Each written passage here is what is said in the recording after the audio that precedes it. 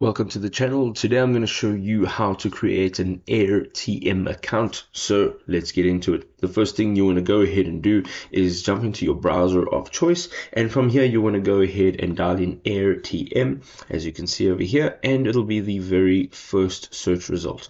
So from here, once you have opened up this link, on the right hand side it will just warn you. All right, so you're just going to make sure that this is the URL that is actually up inside here, or this one over here. So once you're done, you're going to go ahead and select the country that you are living in. So you're going to go ahead and use this one, and we're going to tap on continue. And here you can create your account with your Google account, your Facebook account, or your Apple ID, or your email.